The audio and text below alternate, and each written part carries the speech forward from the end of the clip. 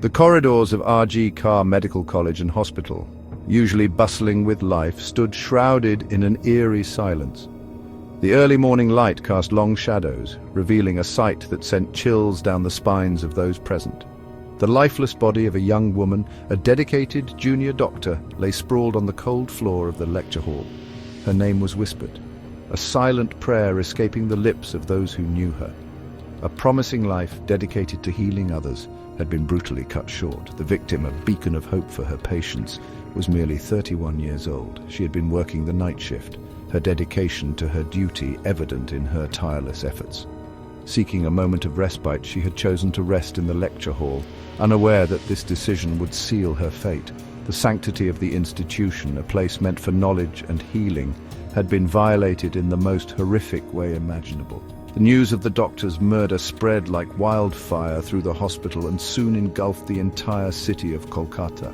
The shock was palpable, the grief overwhelming. A sense of disbelief hung heavy in the air as people struggled to come to terms with the brutality of the crime. This was not just another statistic, it was a stark reminder of the vulnerability of women in a society grappling with its demons. The brutal nature of the crime sent shockwaves through the city, leaving its inhabitants grappling with a mix of fear and anger. The question on everyone's lips was simple yet chilling. How could such a heinous act occur within the supposedly safe confines of a hospital?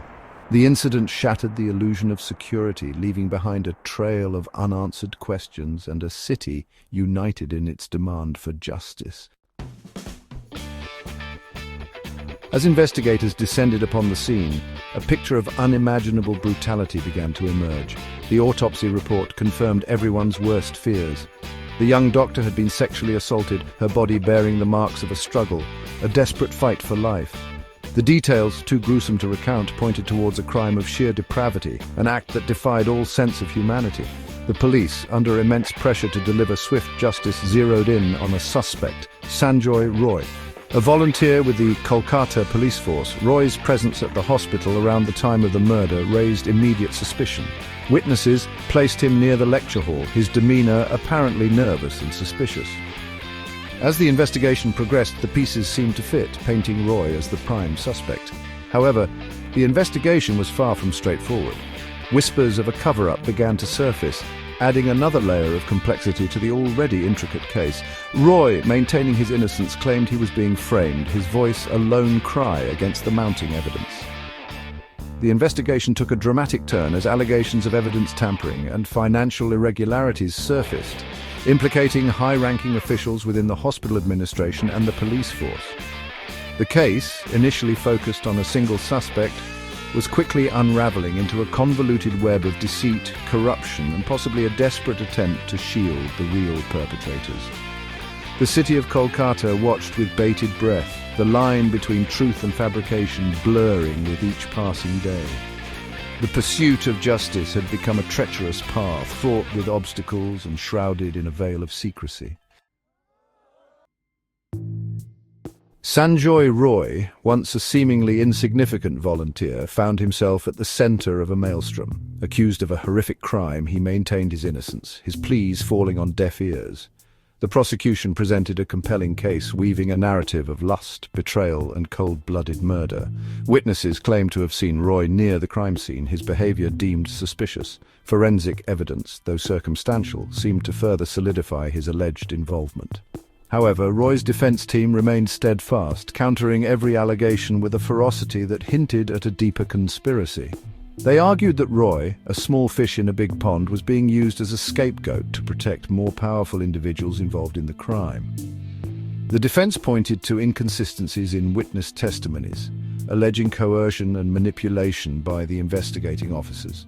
The courtroom became a battleground of narratives, each side presenting a contrasting version of events. The prosecution portrayed Roy as a predator driven by his base desires, while the defense painted him as a victim, ensnared in a web of lies spun by those in power. The trial, unfolding against the backdrop of intense public scrutiny, became a test of India's justice system. The nation watched, captivated and appalled as the case unfolded, exposing the dark underbelly of a society grappling with its demons. "I am innocent," Roy's voice echoed through the courtroom, a mix of desperation and defiance in his tone. He vehemently denied all charges, claiming he was miles away from the hospital when the crime took place. His alibi, supported by shaky testimonies from relatives, did little to sway public opinion, which had already declared him guilty. The prosecution tore through his defense, highlighting inconsistencies and painting him as a desperate man clutching at straws. However, Roy's claims of being framed gained traction when he pointed fingers at a former high-ranking police officer, alleging a personal vendetta. He claimed that the officer, with a history of corruption and abuse of power, had threatened him in the past. Roy's lawyers argued that the officer, with his deep-rooted connections within the force, had the means and motive to manipulate evidence and influence witnesses. The trial took a dramatic turn as Roy, in a daring move, accused the former officer of orchestrating the entire crime, framing him to divert attention from the real perpetrators. He claimed that the officer was involved in illegal activities within the hospital, including a racket involving the sale of counterfeit medication. Roy's accusations, though lacking concrete evidence, sent shockwaves through the courtroom and beyond, forcing the investigation to expand its scope. The case, once seemingly open and shut, had now transformed into a labyrinth of accusations, counter-accusations, and a desperate search for the truth. The nation watched with bated breath, wondering if justice would prevail, or if the guilty would walk free, hidden behind a veil of power and deceit. Section 5. A city risen in anger. The brutal rape and murder of the young doctor shook the city of Kolkata to its core. What began as a wave of grief and shock soon transformed into a raging torrent of anger as the details of the crime came to light. Protests erupted across the city, with thousands taking to the streets, demanding justice for the slain doctor and raising their voices against the alarming rise in violence against women. Students, professionals, homemakers and activists, united in their grief and outrage, marched through the city's streets, their chants echoing the collective cry for justice. They held candlelight vigils, their faces illuminated by the flickering flames, a symbol of hope amidst the darkness. The city, known for its vibrant culture and intellectual prowess, was now a stage for a different kind of discourse, one that laid bare the deep-rooted societal issues that allowed such heinous crimes to occur. The protests were not just limited to Kolkata, they spread like wildfire across the state of West Bengal and beyond. The brutal murder became a symbol of the vulnerability of women in India, igniting a nationwide debate on women's safety and the urgent need for systemic change. Social media platforms were abuzz with hashtags demanding justice for the victim and calling for stricter laws and their effective implementation. The brutal incident had ripped apart the fabric of society, exposing the deep-seated misogyny and the culture of impunity that allowed perpetrators to act with impunity.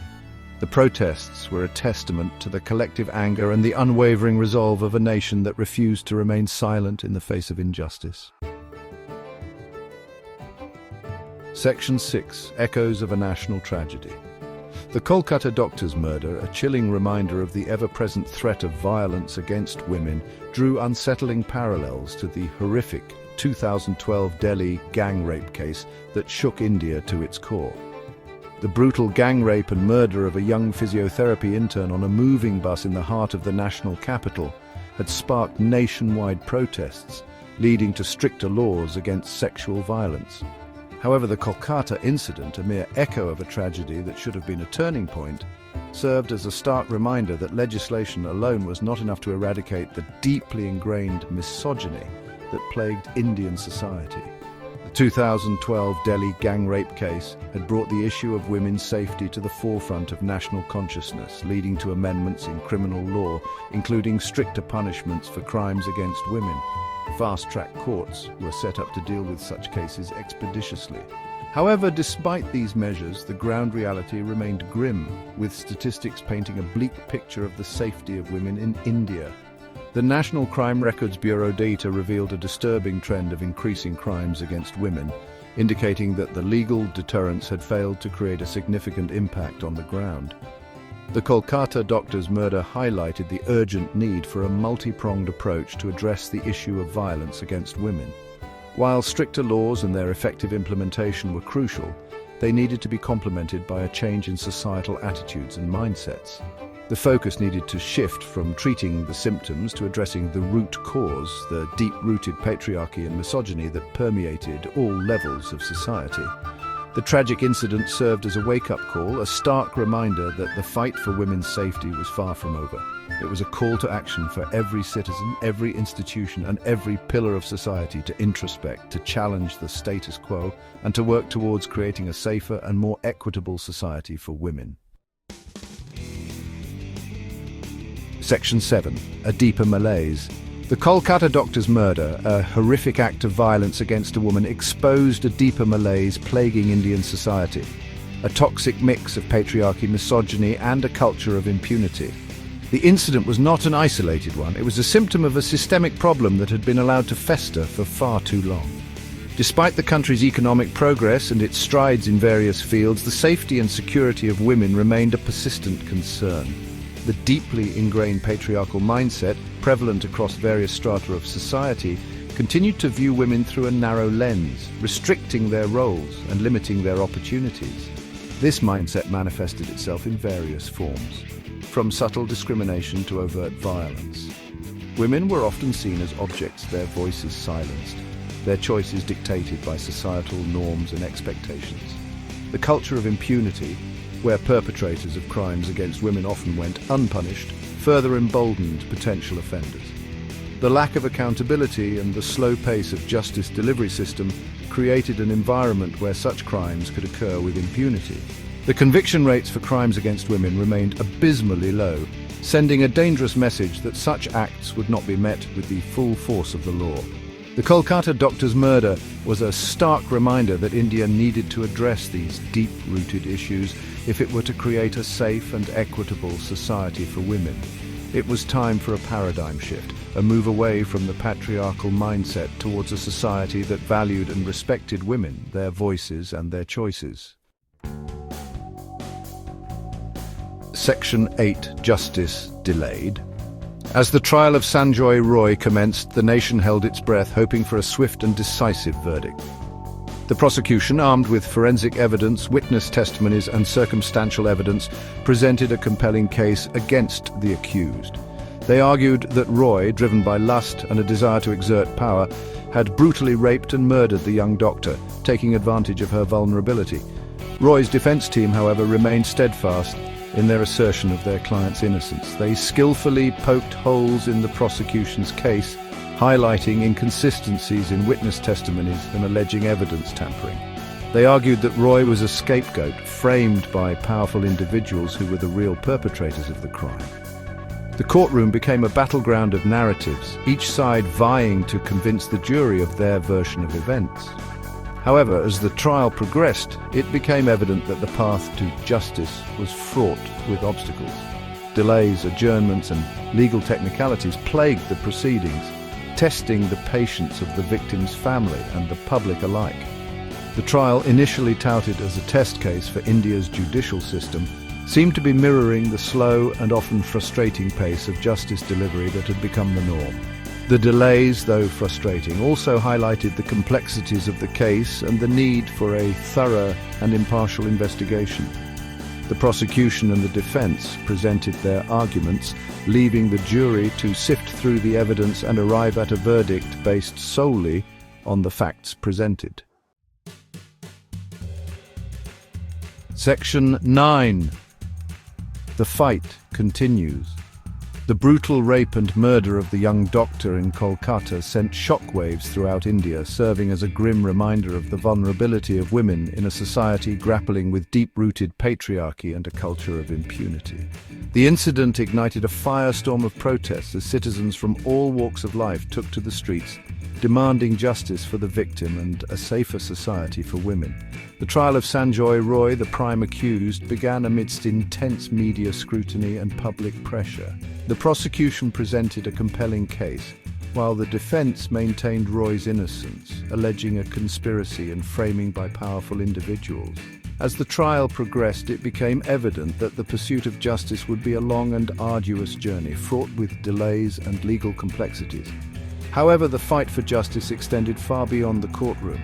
The incident sparked a nationwide conversation about women's safety, forcing society to confront uncomfortable truths about its deep-seated biases and systemic failures.